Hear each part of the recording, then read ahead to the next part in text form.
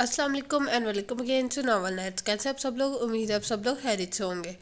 आज हम स्टार्ट करने जा रहे हैं इस न्यू नावल को। और इतने दिनों से नावल अपलोड नहीं कर सकी क्योंकि गला काफ़ी ज़्यादा ख़राब था, बोला भी नहीं जा रहा था, तो इसलिए आज हम दोबारा से नावल रीडिंग स्टार्ट करेंगे।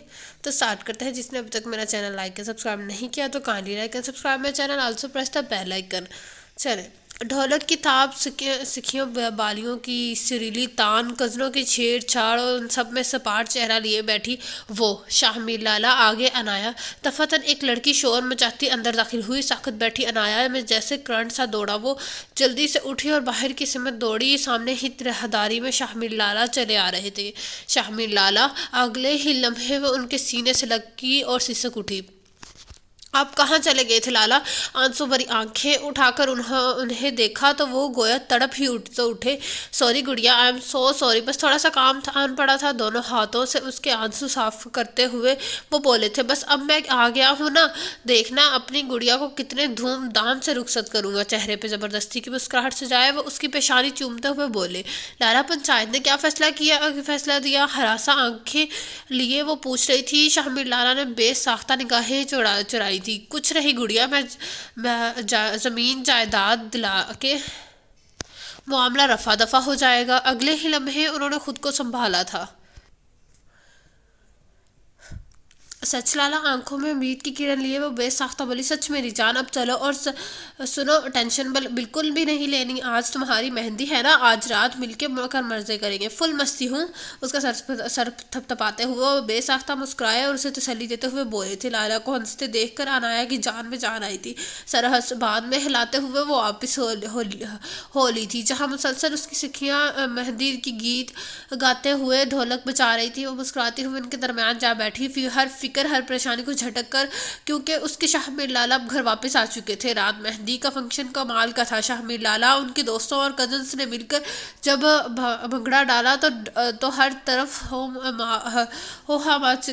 मच गई। लड़कियां बारियों ने दिल थाम लिया। काफ़ी देर मुकाबलाबाजी चलती रही। सुबह 4 बजे जाकर शोर थमा और सब ने अपने अपने बिस्तर की राह ली। अगले दिन लड़कों की वालों की तरफ मेहंदी लेकर जाना था। शाम ही तैयारियां शुरू हो गई। दुल्हन के कमरे में इस वक्त अच्छा खासा रश था। लड़कियां एक दूसरे से बढ़कर हसीन लगने की कोशिश कर रही थी। बेड पे नींद दराज अनाया चेहरे पे मुस्कुराहट लिए सभी को देखने में मगन थी।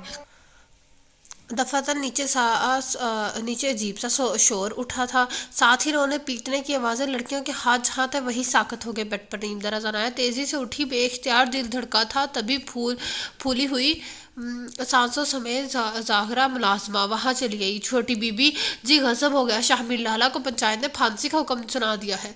साकत खड़ी अनाया ये धड़ाम से बेड पर गिरी। लड़कियों ने अपनी अपनी चीखें रोकने को बेसाख्ता मुंह पे हाथ रख लिए।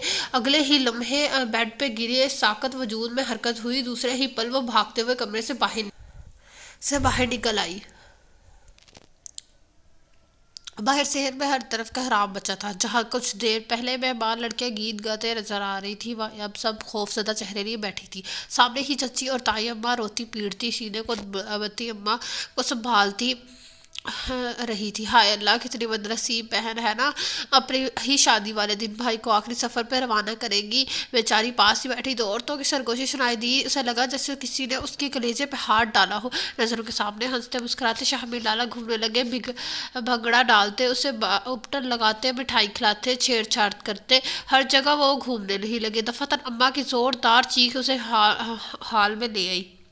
अम्मा शायद बेहोश हो गई थी। चच्ची और ताई बाकी औरतों के साथ मिलकर अम्मा की तरफ लपकी और वह बजाय अम्मा की तरफ जाने के पाँव घसीटते गेट की तरफ चल पड़ी। घर गेट से बाहर निकलते ही उसने एक तरफ दौड़ लगा दी। बगैर चप्पल के पाँव एक शाने पे झूलता हुआ पीला दुपट्टा गालों से बेदर्दी पे फिसलते आंसू। मगर अब इसे कब परवाह थी शाहमीर लाला की, जिन्हें शायद अब तक पूरे गांव के सामने फांसी लगा दिया होगा या लगाने वाले होगा। रुकिए, ठहरिए, सुनिए, پھولی ہوئی سانسوں کے ساتھ وہ وہاں پہنچی. سامنے ہی بڑے بھرے مجمع میں وہ سر جھکائے پیچھے کی طرف دونوں ہاتھ باندھے شاہ میر لالا کھڑے تھے. عنایا کی بھرائی ہوئی آواز سن کر شاہ میر لالا سمیت کئی گردنیں حیرت سے اس کی طرف اٹھی تھی بڑی تھی. کئی نظروں میں حیرت، غصہ، کسی میں پسندیدگی تھی، مگر اسے پرواہ کم تھی. پلیز میرے لالا میں بے قصور ہیں، انہیں کچھ بھی مت کہیے، پلیز پلیز. دونوں ہاتھ جوڑ کر سسکتی ہوئی عین فیصلہ کرنے والے بزرگوں کے چارپائی کے سامنے وہ گھٹنے ٹیک کر بیٹھ گئی. گڑیا، شاہ میر لالا تڑپ کے آگے بڑھے. تم یہاں کیا کر رہی ہو؟ کیوں آئی ہو؟ یہ تمہیں جگہ تمہارے لائق نہیں. اٹھو، واپس گھر جاؤ. شاہ میر لالا عین اس کے سامنے جا بیٹھے، دونوں ہاتھ بندھے. وہ خود کو بے بس محسوس کر رہے تھے. نہیں لالا، آپ انہیں سچ بتائیے. انہیں بتائیے نا کہ وہ قتل آپ نے نہیں کیا، وہ ایک الزام تھا. وہ بے ساختہ رو دی تھی. ساکت بیٹھے مجمع میں ہلکی ہلکی آوازیں ابھرنے لگی. تبھی سامنے بیٹھے چودھریاں فیصلہ سنانے والے میں سے ایک بزرگ نے گلا کھنکارا. دیکھو لڑکی، پہلے تو تمہیں یہ بات پتہ ہوگی کہ عورتوں کو پنچایت میں آنا سخت ممنوع ہے. اگر آئے بھی تو سخت پردے میں آئے، مگر ضروری نہیں کہ تم گاؤں کے چودھری کی بیٹی ہو تو تم یہ پابندی لاگو نہیں. گاؤں کے ہر عورت پر یہ پابندی عائد ہے، چاہے وہ کسی چودھری کی عورت ہو یا کسی کمی کمین کی. دوسری بات، تمہارے لالا نے ملکوں کی لڑکی کا قتل کیا ہے اور یہ قتل ثابت ہو گیا ہے. تمہیں نہیں کیا میرے لالا نے کوئی قتل. ایک بات آپ کی سمجھ میں کیوں نہیں آ رہی؟ بزرگ کی بات کاٹ کے وہ اتنے زور سے چیخی. شاہ میر لالا بابا سمیت بیٹھے ہوئے ہر بندے کو گویا سانپ سونگھ گیا ہو. جو لگتا ہے آواز ہی صحیح نہیں کر رہی کیونکہ زکام بھی بہت زیادہ ہے. چلے پھر بھی لڑکی، تم اس طرح بزرگوں کے بے عزتی نہیں کر سکتی، تمہیں اس کی سزا ملے گی. بھرے مجمع میں کسی نے چلا کر کہا. حق تک بیٹھے بزرگ نے سکتے سے پہلے نکل کر ہاتھ اٹھا کر اس کے لڑکے کو واپس بیٹھنے کو بولا تھا. دوبارہ اپنا رخ سخن لڑکی کی طرف موڑا. چلو تمہیں ایک موقع دیتا ہوں. تمہارے پاس ثبوت ہے؟ اپنے بھائی کا تو ابھی ثابت کرو. اگر رہی تو اگلے 10 منٹ میں تمہارے سامنے تمہارے بھائی کو پھانسی پر لٹکا دیں گے. منظور اسے تائیدی نظروں سے دیکھا. اس نے ہر سر ہلا کے شاہ میر لالا کی طرف دیکھا. وہ اسی کی طرف دیکھ رہے تھے. نگاہوں میں کیا کچھ نہیں تھا. یہاں سے چلی جاؤ گڑیا. دیکھو سب تمہیں کیسے دیکھ رہے ہیں. میرے ہاتھ نہ بندھے ہوتے میں سب کی نظریں پھوڑ دیتا. شاہ میر لالا نے دھیمی آواز میں التجا کی تھی. انہیں اب بھی صرف اس کی پرواہ تھی. جواب دو لڑکی. بزرگ دوبارہ مخاطب ہوئے. عنایا نے لالا کی نظریں چرا کر ایک نظر خود کو دیکھتے مجمع کو دیکھ کر سامنے جما دی. عنایا، لالا کی جان، واپس چلی جاؤ پلیز. لالا کی دھیمی مگر کرب میں ڈوبی آواز دوبارہ سنائی دی، مگر وہ ساکت بیٹھی رہی. اس دن جب ملکوں کی بیٹی نہر میں ڈوب کے مری، اس دن لالا اکیلے نہیں تھے، میں ان کے ساتھ تھی. عنایا نے تھوک نکالی. اور اگر آپ کو لگتا ہے کہ یہ قتل لالا سے ہوا ہے، انہیں سب سزا ملنی چاہیے، تو پھر میں بھی قصوروار ہوں. سزا کی حقدار مجھے بھی ٹھہرایا جائے. وہ سپاٹ چہرہ لیے سامنے دیکھتے بولتی رہی. جھوٹ عنایا، تم جھوٹ کیوں بول رہی ہو؟ شاہ میر لالا کر لائے، مگر وہ اس انسنی کیے بیٹھی رہی. مجمع میں بیٹھے لوگ کی دبی دبی سرگوشیاں بلند ہونے لگی. میں قسم کھا کر کہتی ہوں کہ میں سچ کہہ رہی ہوں. وہ دوبارہ سے بولی. شاہ میر لالا اور بابا نے بے بسی سے دیکھا. بزرگ نے ہنکارا، پھر اس کے سامنے ہنکارا بھرا اور سامنے بیٹھے ملکوں سے مخاطب ہوا. تم لوگ اگر میں اپنے فیصلے میں رد و بدل کرنا چاہو تو ٹھیک ہے. جو چودھری سے ہم فیصلہ بدلتے ہیں، شاہ میر کی جان بھی بخش دیتے ہیں. عنایا نے جھٹکے سے سر اٹھا کر سامنے دیکھا. پر ہماری ایک شرط ہے. وقت اللہ کے تایاب بڑے مالک صاحب نے کہا. مجھے اب کی ہر شرط منظور ہے. اس کے پہلے بزرگ چودھری کچھ بولتے. عنایا لوگوں گالوں پہ پھسلتے آنسو صاف کرتے تھے جسے بولی. بولو تمہاری کیا شرط ہے؟ بزرگ نے پوچھا. دیکھو بزرگوں، جیسے سالوں سے چلتا آ رہا ہے، قتل کے بدلے قتل، زمین کے بدلے زمین اور لڑکی کے بدلے لڑکی. شاہ میر نے چونک کر سر اٹھایا. بے ساختہ دل دھڑکا تھا. ہم شاہ میر کو بخش دیتے ہیں. یہ اپنی بہن ہمارے حوالے کر دے. اب سارم چونکہ شادی شدہ سے ہے، چھوٹے ملک کو کوئی اور پتر نہیں، تو اس لڑکی کا نکاح ابھی اور اسی وقت میرے لڑکے سے ہوگا. بڑے ملک نے اپنا مدعا بیان کیا. کیا بکواس ہے یہ عنایا؟ میری مانگ ہے، کل شادی ہے ہماری. ایسا تو میں مر کر بھی نہ ہونے دوں. کب کا خاموش بیٹھا جب بار بھڑک اٹھا تھا. ایسا ہوگا اور ابھی ہوگا. میرے چچا کی دہی کا قتل ہوا ہے. کی دھی کا قتل ہوا ہے، یہ تیری ماں نے اور اس کے بھائی نے کیا ہے، اور اگر تجھے نہیں منظور یہ شرط تو پھر ٹھیک ہے، ابھی پھانسی ہوگی اور دونوں بہن بھائیوں کو ہوگی۔ اگر تم لوگ سوچ لو۔ بڑے ملک کا بیٹا شجاعت بھی بھڑک اٹھا تھا۔ چودھری بزرگ نے دونوں کو چپ کروایا اور اپنا رخ سخن شاہبیر لالہ خاموش بیٹھے بابا جان کی طرف موڑا۔ تم لوگوں کو یہ شرط منظور ہے؟ نہیں، مجھے یہ شرط منظور نہیں، شاہبیر لالہ تیزی سے بولے۔ مجھے منظور ہے، میں یہ شادی کرنے کو تیار ہوں۔ عنایا کے منہ سے نکلتے ہوئے الفاظ شاہبیر اور بابا جان نے تڑپ کے دیکھا، مگر وہ متوجہ کب تھی۔ لڑکی راضی ہے شاہبیر پتر، تو پھر سوچ لے۔ چودھری نے شاہبیر کو دیکھا اور شاہبیر نے عنایا کو، مگر وہ سپاٹ چہرہ لیے اپنی بات پہ ڈٹی رہی۔ شاہبیر لالہ جانتے تھے کہ وہ اب اپنی بات سے نہیں ہٹنے والی، اور وہ ایسی ہی تھی۔ انہوں نے بے بسی سے اپنا سر جھکایا اور کئی پل سوچنے لگے، اور پھر بعد اٹھایا تو چہرہ مطمئن تھا۔ ٹھیک ہے، مجھے منظور ہے۔ عنایا نے خوشگوار حیرت سے لالہ کو دیکھا، مگر میری بھی ایک شرط ہے۔ اگلے الفاظ سے بے اختیار دل دھڑکا تھا۔ نکاح شجاعت سے نہیں، سارم ملک سے ہوگا۔ ملک سارم نے بے اختیار سر اٹھا کر شاہبیر کو دیکھا، اور وہ بھی اسی کو دیکھ رہا تھا۔ آنکھوں میں نہ جانے کیا تھا، کچھ تھا۔ تم جانتے ہو ملک سارم پہلے سے شادی شدہ ہے، اگر نکاح ہونا ہی ہے تو شجاعت سے کیوں نہیں؟ چودھری نے حیرت سے شاہبیر کو دیکھا اور پوچھا۔ جانتا ہوں، اس کے باوجود میری شرط یہی ہے۔ شاہبیر سپاٹ چہرے لیے بولا۔ اوئے، قتل بھی تو نے کیا، اب شرطیں بھی تو ہی رکھے۔ سارم شاہ شادی شدہ ہے، میری بہن کا شوہر ہے، وہ دوسری شادی نہیں کر سکتا، اور تیری بہن کا نکاح مجھ سے ہی ہوگا، سمجھا تو؟ ملک شجاعت پھر بھڑک اٹھا۔ شاہبیر نے غضبناک نظروں سے اسے گھورا۔ میں تمہارے منہ لگنا نہیں چاہتا، اگر تو چاہتا ہے میں تمہاری زمینوں کو آگ لگانے والے یا تمہارے خفیہ اڈوں کے بارے میں پول نہ کھولوں تو چپ کر کے بیٹھے رہو۔ اور سارم، میں نے تمہاری بہن کا قتل کیا ہے، نہ تو بدلے میں میری بہن تمہارے نکاح میں جائے گی، تمہارے کسی چچا تایا کے بیٹے کے نکاح میں نہیں۔ تمہیں اگر نکاح کرنا ہے تو ٹھیک ہے، ورنہ میں سولی پہ لٹکنے کو تیار ہوں۔ شاہبیر نے پہلے شجاعت کو ٹھنڈا کیا، وہ بغلے جھانکتا چپ چاپ بیٹھ گیا۔ اس کی خبر اس کے خفیہ اڈوں کا پول یوں سرعام کھل جائے گا، اور پھر سرعام سارم سے مخاطب ہو۔ ٹھیک ہے، سارم یہ نکاح ضرور کریں گے، ہمیں مزید کوئی زمین جائیداد خون خرابہ نہیں چاہیے۔ اس سے پہلے سارم کچھ بولتا، چھوٹے مالک سارم کے والد نے کہا۔ شجاعت اور بڑے ملک نے غضبناک نظروں سے چھوٹے ملک کو گھورا، مگر وہ پرواہ کسے تھی۔ اگلے آدھے گھنٹے میں عنایا کا نکاح سارم ملک سے ہو چکا تھا۔ اماں، تائی، چچی کو کسی نے اطلاع کر دی۔ سارا گاؤں جیسے اکٹھا ہو گیا۔ نکاح کے بعد وہ ہمیشہ کے لیے اس گاؤں اور اپنے پیاروں کو چھوڑ کر سارم ملک کے سنگ روانہ ہو گئی۔ وہ شاہبیر لالہ سے 5 سال چھوٹی تھی، بے حد لاڈلی، ضدی مگر بے حساس۔ اتنا لاڈ پیار اسے بابا جان اور اماں سے ملا تھا جتنا شاہبیر لالہ کو اسے محبت تھی۔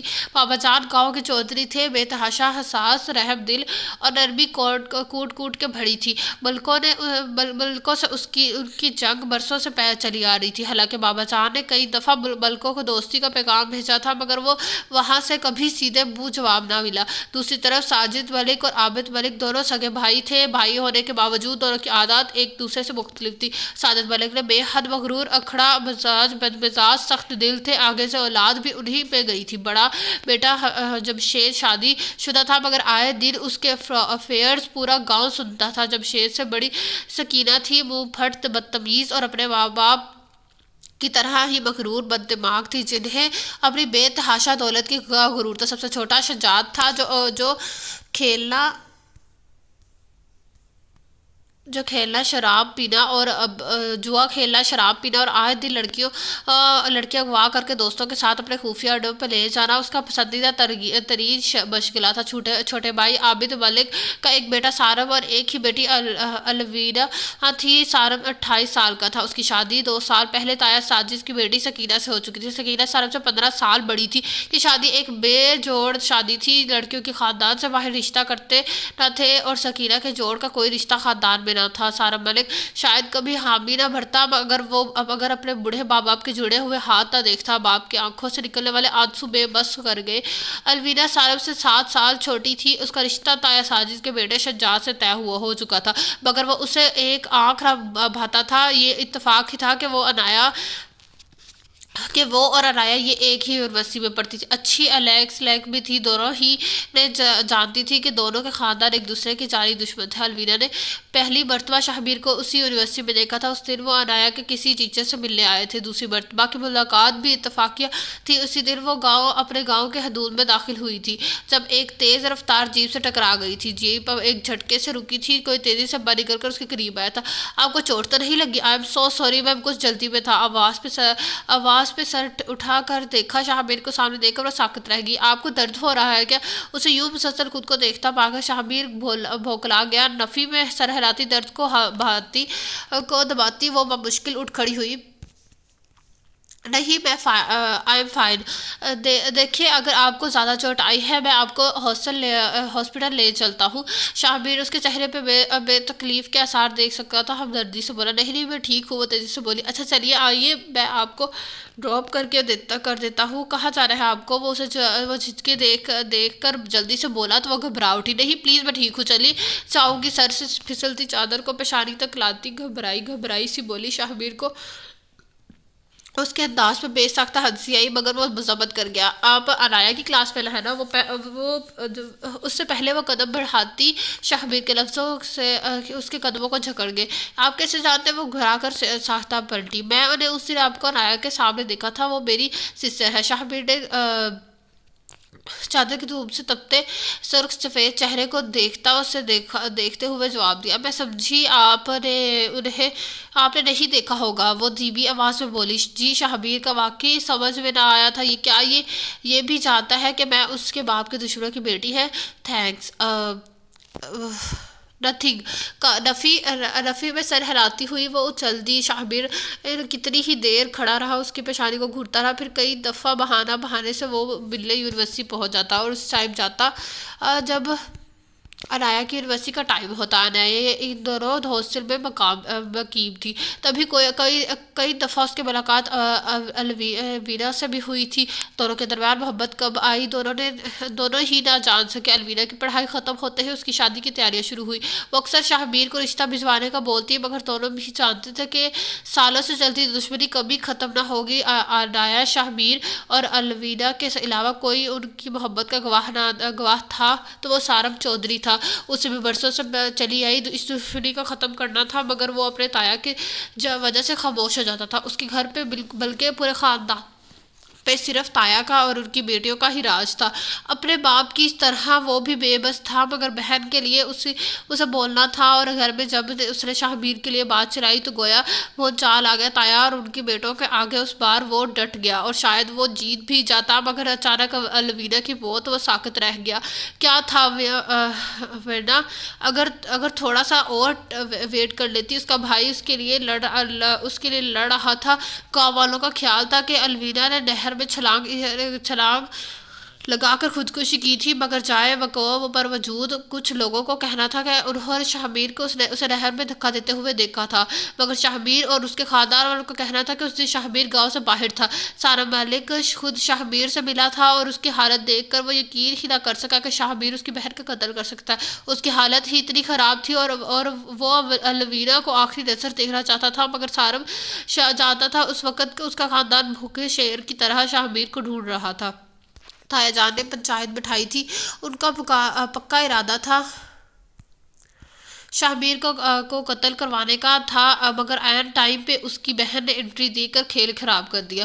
جب باہر سے اسے کوئی خاص لگاؤ نہیں تھا. وہ اس کا چچا زاد تھا مگر میٹرک پاس تھے. پڑھائی اسے کوئی خاص لگاؤ نہیں تھا. میٹرک کے بعد وہ چچا تایا لوگوں کے ساتھ زمینوں کے کاموں میں لگ گیا. وہ خالصتاً بابا جان کی پسند تھی اور ان کی بھی خاندان سے باہر رشتے دیتے نہ تھے. جب بار میں وہ ساری خوبیاں تھی جو ایک مرد میں ہونی چاہیے تھی. اگر کوئی خاص تھی تو بس وہ میٹرک پاس تھا. شہبیر لالا کے علاوہ اگر کسی نے تعلیم حاصل کی تھی تو وہ جبار ہی تھا. باقی کسی لڑکے کو پڑھائی کا کوئی شوق نہ تھا. کوئی خاصا نصیحت نہ ہونے کے باوجود اس نے بابا جان اور شہبیر کے فیصلے پر سر جھکا دیا. تھا، کیونکہ وہ جانتی تھی کہ اس کا باپ اور بھائی اس سے بے تحاشا پیار کرتے ہیں، مگر درمیان میں الوینا کا قتل اور شاہبیر لالا پہ الزام پر وہ اچھا خاصا ڈسٹرب ہو گئی تھی۔ وہ لالا اور الوینا کی محبت کے بارے میں پہلے دن سے جانتی تھی، اسے آج بھی 2 ہفتے پہلے وہ دن یاد تھا۔ شاہبیر لالا کل سے شہر گئے تھے، اسے بھی کچھ چیزیں لینی شہر جانا تھا۔ واپس میں وہ شاہبیر لالا کے بنگلے پہ ٹہری تھی اور شاہبیر کے کام ختم ہوتے ہی وہ اس کے واپس چلی آئی ڈرائیور کے ساتھ۔ وہ دونوں گاؤں کے دودھ سے نکل آئے تھے جب سامنے سے کوئی لڑکی دوڑتی ہوئی آئی تھی اور ان کے جیپ کے آگے گر گئی تھی۔ ڈرائیور گھبرا کر بریک پہ پاؤں رکھا تھا۔ کیا ہوا چچا؟ انایا نے گھبرائی آواز سے پوچھا۔ بیٹا کوئی لڑکی جیپ کے سامنے آ گئی، اچانک سے ڈرائیور چچا بولے تھے۔ چاچا ساتھ ہی جیپ کا دروازہ کھول کر باہر نکل گئے۔ بی بی جی کوئی لڑکی ہے، شاہبیر صاحب کو پوچھ رہی ہے۔ تھوڑی دیر بعد ہی ڈرائیور چچا نے کھڑکی سے سر اندر کر کے اسے بتایا، اوہ وینا ہوگی۔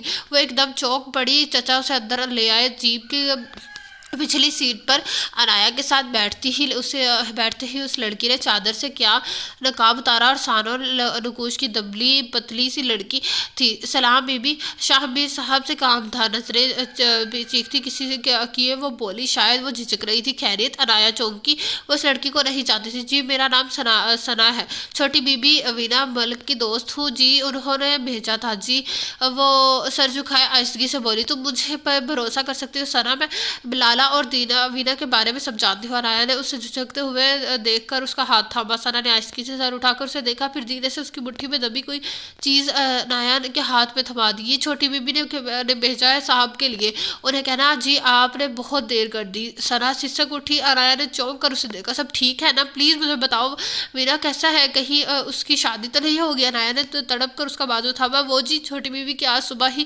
ڈیتھ ہو گئی ہے، انہوں نے نہر میں کود کے اپنی جان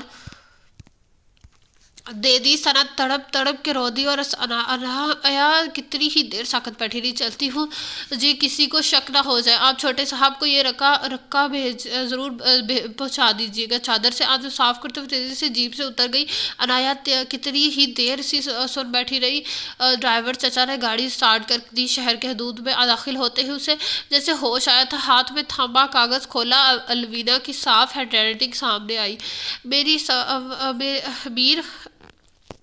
میر سمجھ نہیں آ رہی کہاں سے شروع کروں۔ میں نے تم سے کہا تھا نا اپنے بابا جان کو بھی اپنے رشتے کے لیے نہیں تو بھیجو، اپنے رشتے کے لیے نہیں تو ہم کورٹ میرج کر لیتے ہیں، سارا بھائی بھی ہمارے ساتھ دیں گے، مگر نہیں مانے، عزت سے مجھے بیاہنے کا ہی سوچتے رہے۔ میرا وجب وہ عزت ہی میرے پاس نہیں رہی تھی تو میں اب تمہاری بن کے کیا کروں گی؟ جانتے ہو کیا، اس دن جب ہم نے نہر پہ ملے کا پروگرام بنایا تھا، اس دن ہماری باتیں شجاعت کے ایک خاص رندے نے سن لی تھی۔ شجاعت کئی دنوں سے میری طاق میں تھا، میں نے غور نہیں کیا ہوتی، اس سے کسی کوفیت سے دینے والی تھی۔ کب سے مجھے اکیلے ڈھونڈ رہا تھا۔ اس دن جب میں نہر پہنچی تم بھی انہیں نہیں پہنچے تھے، مگر میری تاکید میں وہاں بیٹھے شجاعت اور اس کے کارنے ضرور موجود تھے۔ انہوں نے مجھے وہاں سے لیا اور جب میں دوبارہ ہوش میں آئی میرے پاس کچھ نہ بچا تھا، میں روتی تڑپتی رہی۔ اب ان درندوں کو مجھ پہ رحم نہ آیا۔ تم نہیں جانتے میر، اس وقت مجھے پہ یہ کیا بیتی میں تمہیں بتانا چاہتی تھی، کس منہ سے تمہارے سامنے آتی۔ اب کوئی امید نہیں بچی میر، میرا یہ خط جب تم تک پہنچے گا شاید میں اس دن میں نہ ہوں، مگر وہ تمہیں مجھ سے وعدہ کرنا ہوگا، تمہیں اپنی محبت کی بے حرمتی کی سزا دینی ہوگی شجاعت کو۔ اسی دن میری روح کو سکون آئے گا۔ مجھے معاف کر دینا میر، فقط تمہاری دینا۔ خط پڑھ کر وہ بے ساختہ رو دی۔ اتنا ظلم، اتنی درندگی، اور جب لالا کے ہاتھ میں خط آیا وہ کتنا تڑپ کے روئے تھے۔ وہ گاؤں واپس جانا چاہتے تھے، الوینا کو ایک نظر دیکھنا چاہتے تھے، مگر بابا جان کو آرڈر آیا تھا وہ بھی واپس گاؤں میں آئے۔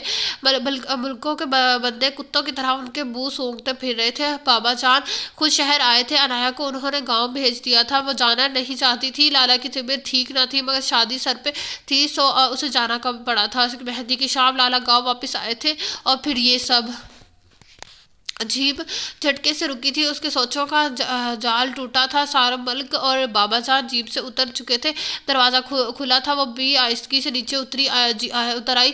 جیپ کی آواز سن کر ملازم دوڑے چلے آئے۔ بابا جان تایا اور ان کی بیٹیوں کے ساتھ جا کھڑے ہوئے تھے۔ تایا جان کے غصے میں دبی دبی آوازیں آنے لگی اور وہ جانتی تھی بات اسی کی بارے میں ہو رہی ہے۔ چلے بی بی جی، پاس کھڑی ملازمہ کی آواز، وہ چونکی۔ سارا ملک اندر کی جانب چلا گیا تھا، وہ بھی ملازمہ کے ہمراہ اندر آئی۔ لاؤنج میں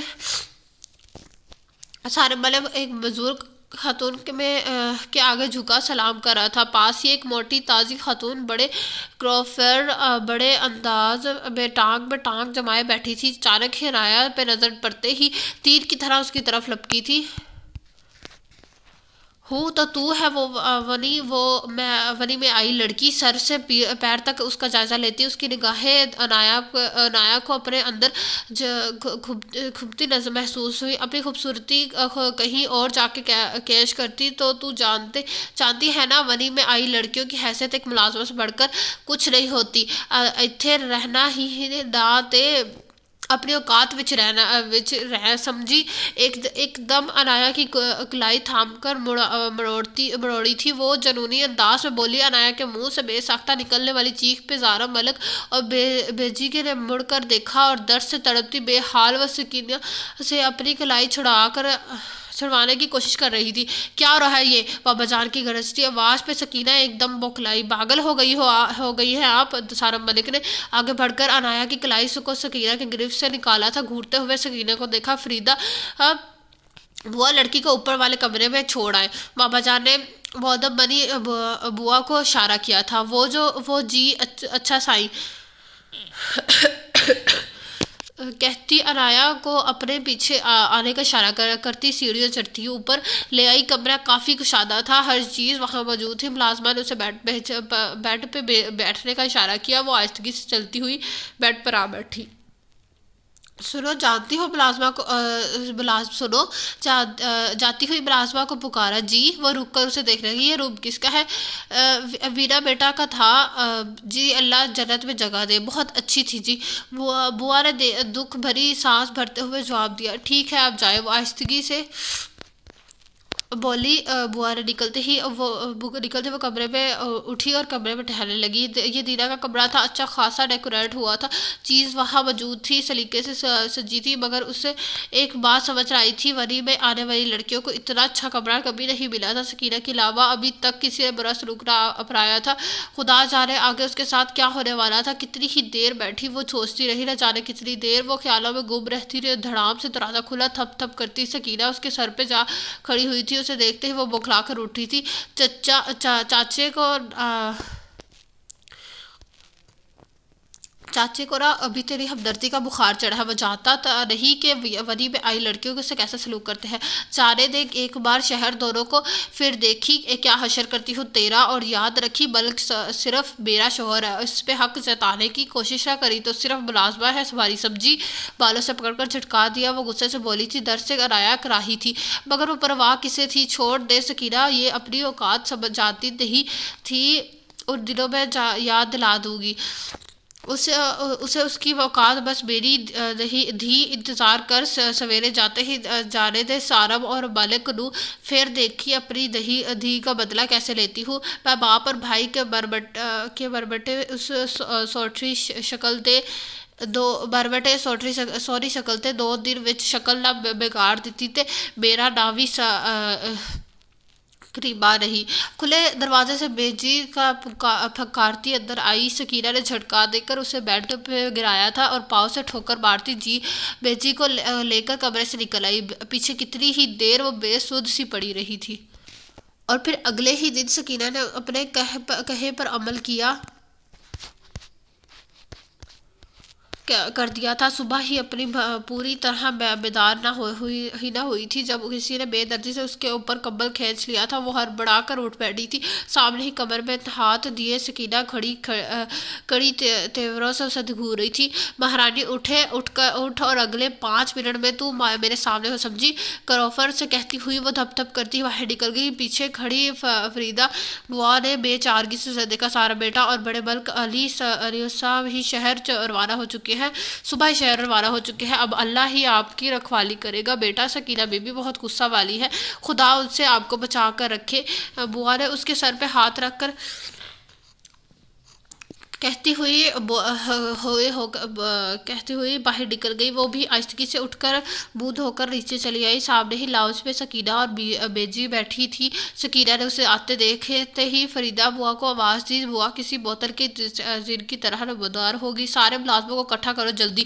اگلا حکم جاری ہوا۔ تھوڑی ہی دیر میں سب اکٹھا ہو گئے۔ آج کے بعد سارے گھر کے کام یہ کرے گی، تینوں ٹائم کا کھانا، پھر مشین لگا کے سارے کپڑے دھونا، پوری حویلی کی صبح شام صفائیاں کرنا، سب اس کے ذمہ ہے۔ اور اگر بینو پتہ چلیا کہ کسی ملازمہ نے اس بغیرت کا ہاتھ وٹایا ہے تو اس کی اسی دن چھٹی، سمجھے گئے سارے۔ سکینہ بیگم نے غصے سے سب کو گھورا۔ جی بی بی جی، سارے ایک ساتھ بولے۔ اور تو بھی سمجھی کہ نہیں؟ بازو پکڑ کر جھٹکے سے رخ اپنی طرف کیا۔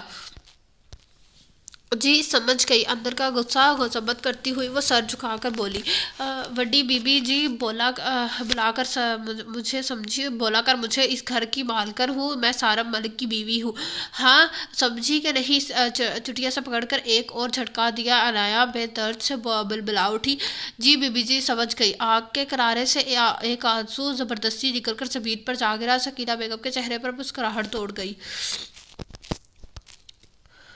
اور پھر سارا دن نوکروں کی طرح کام کرتی۔ شاہبیر لالہ کی چھوٹی گڑیا جب رات کو فرش پہ آرام کرنے لگی، کمر ٹکاتی تو بے اختیار درد سے چیخیں نکل جاتی۔ سارم کے جانے کے اگلے ہی دن سکینہ بیگم نے ملازموں کے کوارٹر میں ہی اس کا ایک بستر نیچے لگوا دیا۔ منہ اندھیرے اٹھتے ہی وہ گھر والوں کے ساتھ ساتھ ملازموں کی پوری فوج کے لیے بھی الگ سے ناشتہ بناتی، پھر پوری حویلی کی صفائی ستھرائی کرتی۔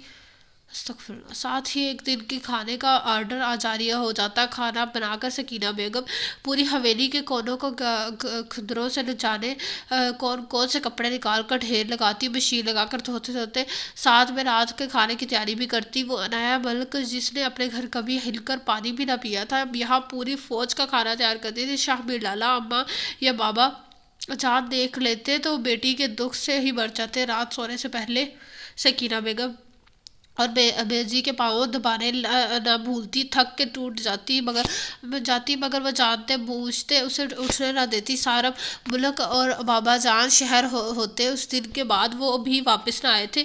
فریدہ بوا نے بتایا تھا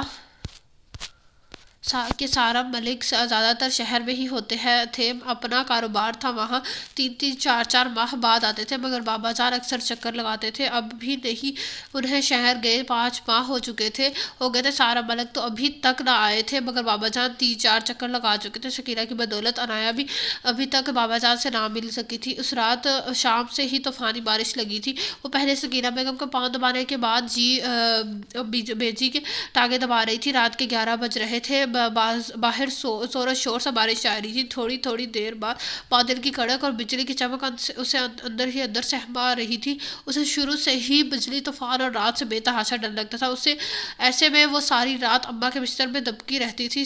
شاہ میر کا بھائی اکثر اسے چھیڑا کرتے تھے کہ جب تمہاری شادی ہوگی تو جہیز میں اماں کو تمہارے ساتھ بھیجنا پڑے گا۔ اسی ٹائم میں وہ ہنس پڑتی تھی اور اب اسے شدت سے اماں اور لالا یاد آئے تھے۔ زور لگا بغیرت، ہاتھوں میں دم نہیں ہے؟ بیجی کی کڑک دار آواز سے ماضی سے کھینچ لائی تھی۔ آنسو ضبط کرتی وہ زور سے ٹانگیں دبانے لگی۔ صوفے پر نیم دراز سکینہ نے خوش سے دیکھا، لگتا ہے بڑی گہری سوچوں میں ڈوبی تھی۔ کمال کا طنز تھا۔ بیجی نے گھورتی آنکھوں سے اسے دیکھا۔ ہوں، یاد کر رہی ہوگی بغیرت ماں باپ کو؟ بیجی خاصا اونچا بڑبڑائی تھی۔ عنایا کے دل پہ گھونسا پڑا تھا، کسی طرح وہ اس کی ماں باپ کو گالی دے رہی تھی۔ اس کا دل چاہ رہا تھا اس بوڑھی عورت کا منہ نوچ لے، مگر سکینہ بیگم کی اگلی بات نے اسے چونکا دیا۔ سنا ہے اس کا بھائی اپنے گاؤں کے پاس دیکھا گیا ہے، ابا بتا رہے تھے، کئی دنوں سے اس کے گاؤں کے پھیرے لگا رہا ہے۔ اچھا ملنا چاہ رہا ہوگا بہن سے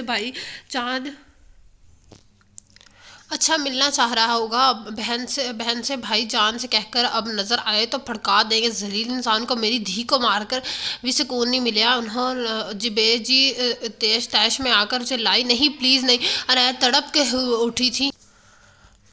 کیا نہیں قتل کی قاتل ہے وہ میری دھی دا جب تک مجھے اس کے مرنے کی خبر نہ ملی میرے کلیجے وچ ٹھنڈ نہیں پینی سمجھی تو بیجی چلا کر بولی اور اچانک سے اسے اپنا پیر اس کے پیٹ میں دے مارا وہ بلبلا کر رہی کسر سکینہ بیگم نے پیچھے سے اپنی بھاری ٹانگ اس کے کمر میں دے ماری وہ جو پہلے سے ہی درد میں تڑپ رہی تھی یہ دھکا برداشت نہ کر سکی کڑھتی ہوئی دور جا کر عین اسے ٹائم سارم ملک نے کمرے میں قدم رکھا تھا. یہ کیا تماشا ہے سکینہ بیگم وہ جو آج خوشی 6 ماہ بعد گھر لوٹ رہا تھا کمرے میں داخل ہوتے ہی گویا دماغ لوٹ گیا. پہل تو سکینہ بیگم کو کھلا گئی مدد طلب نظروں سے بیجی کو دیکھا اور بیجی نے سارم کو اور اگلے ہی پل وہ روتی ہوئی سارم کے گلے جا لگی. تو نے دیکھا سارم اس لڑکی کے کرتوت جواب دیتی ہے تیری ماں کو یہ میری بیٹی کے قاتل ہے بہن میں ہے میں جب اسے دیکھتی ہوں میرے سینے میں آگ لگ جاتی ہے. تو نے ماں کا خیال نہ کیا اسے اٹھا کر گھر لے آیا تیری ماں کا دل جلے جب اسے دیکھے. بیجی روتی ہوئی اسے کہہ رہی تھی سارم بیجی کو یوں روتے دیکھ کر بے بس ہو گیا. یہ جھوٹ بول رہی ہے میں انہیں کوئی جواب نہیں دیا الٹا یہ مجھے دیکھا تو نے سارم یہ تیری ماں کو جھوٹا کہہ رہی ہے تیری منہ پہ تو کمینی عورت میری بیٹی کی قاتل میں تجھے زندہ قبر میں ڈال دوں. عنایا جو درد سے کراہتی ہوئی سارم کو دیکھ کر حوصلہ مند ہوئی تھی سارم کو صفائی دینے چاہ رہی تھی. بیجی نے تیش میں آ کر اس کی بات کاٹی اور تیزی سے آگے بڑھ کر اس کے بالوں سے پکڑ لیا اس کے منہ پر کسی کے تھپڑ دے مارا تھا. بیجی چھوڑ دے اسے سارم بھوکلا کر آگے بڑھا مگر جانے بیجی کے اندر اتنی طاقت کہاں سے آ گئی تھی. نہیں چھوڑوں گی اب میں اسے یہ جب میرے سامنے آتی ہے میری وینا مجھے یاد آتی ہے میں اسے بھی مار دوں گی جان سے مار دوں گی. بیجی جنونی ہو رہی تھی. سکینہ بیگم دوڑ کھڑی ہوئی چہرے پہ مسکراہٹ لیے مزے سے سب دیکھ رہی تھی. کیا ہو گیا اب آپ کو بیجی مر جائے گی یہ سارم نے عنایا کو بیجی سے چھڑوا کر اپنے پیچھے کیا تھا.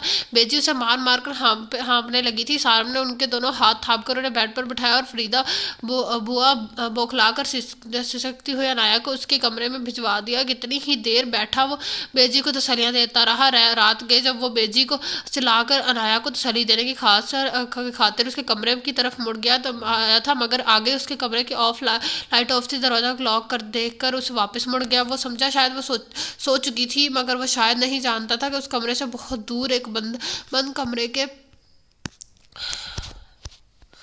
ٹھنڈے فرش پہ پڑی وہ ابھی تک سسک رہی تھی اور اگلی صبح ناشتے کے ٹیبل پر وہ چائے سرو کر رہی تھی اور جب سکینہ بیگم نے سیڑھیاں اترتے سارم اور ایک نظر چائے بناتی عنایا کو دیکھا تھا گھسی پھٹی عام سی چوڑی اور پاجامہ فراک میں بھی وہ صاف شفاف چہرہ لیے بھی لشک رہی تھی. دوپٹہ اور رکھ سر پہ میرے شوہر کو ادائیں نہ دکھایا کر قریب آتے سارم کو دیکھ کر وہ دبی آواز میں بولی تھی.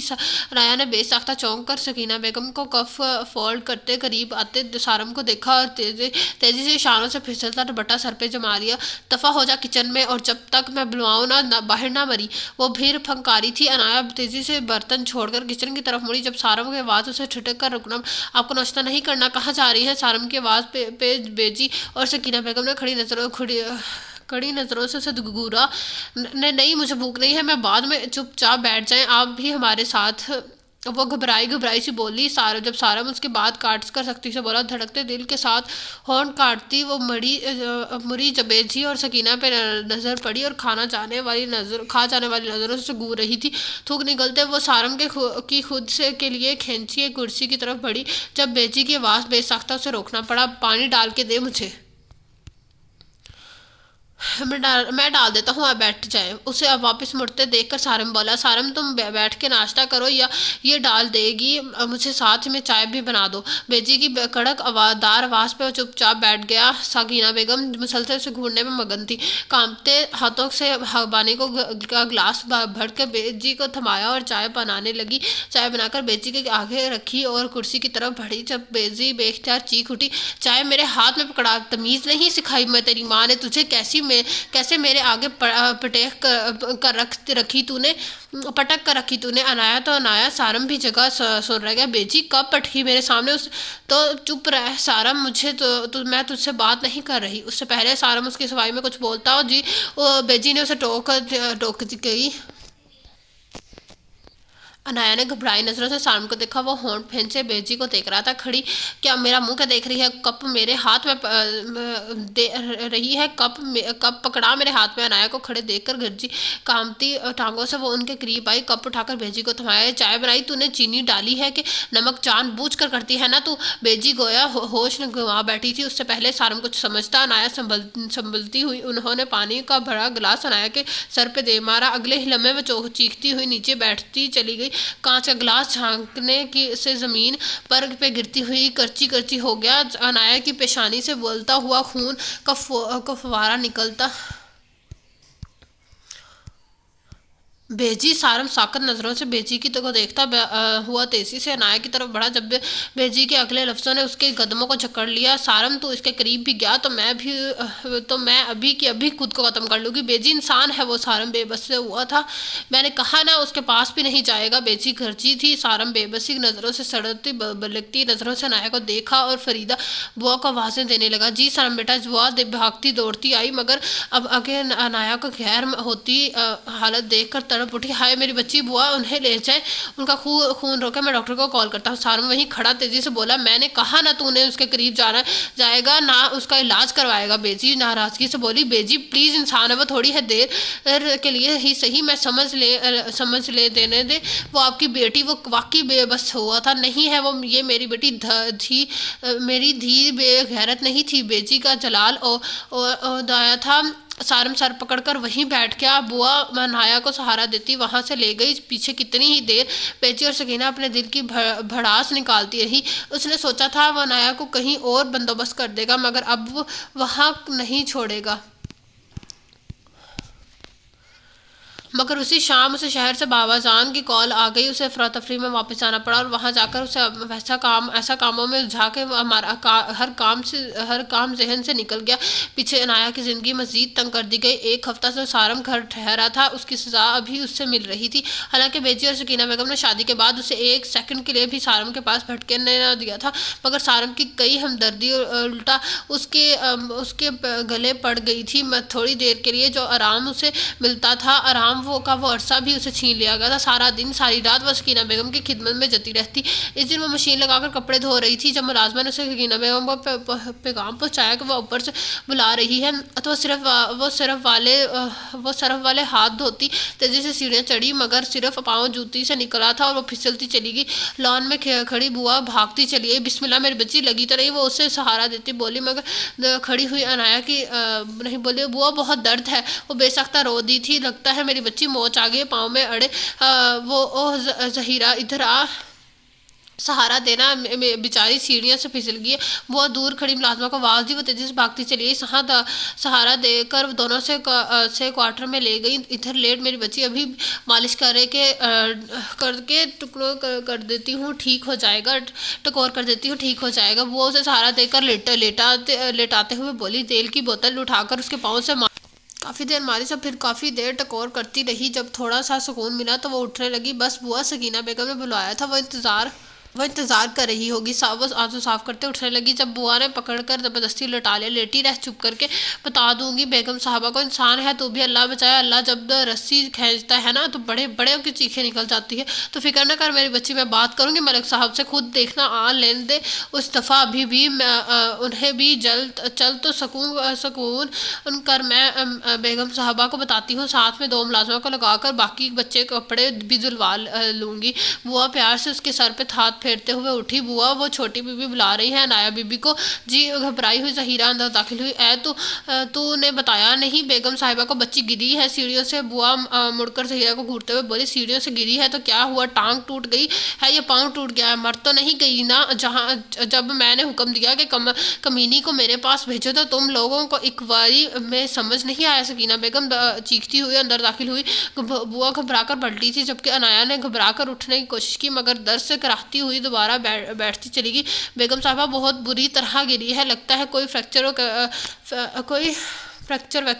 हो गया है बच्ची के पाँव में। तभी میں کے پاؤں سے میں وہ تبھی تو اٹھا نہیں جا رہا. بوا تڑپ کے آگے آئی تھی. سکینہ بیگم نے گھور کر انہیں دیکھا. دیکھ بوا، سارم کی وجہ سے تمہارا لحاظ کر جاتی ہوں کہ وہ تمہاری عزت کرتا ہے. پالا ہے تو نے اسے، ورنہ لحاظ تو میں اس کی ماں پیو کا بھی نہ کرتی. آئندہ میرے معاملات سے دور رہنا، سمجھی؟ انگلی اٹھا کر بوا کا تنبیہ کرا اور تم پھر عنایا کی طرف مڑی. اسے بالوں سے پکڑ کر جھٹکا دے کر کھڑا کیا. وہ درد سے کڑاہٹ اٹھی. تجھے تو میں نافرمانی کی ایسے سزا دوں گی کہ آئندہ انکار کرنے سے 100 باری سوچے.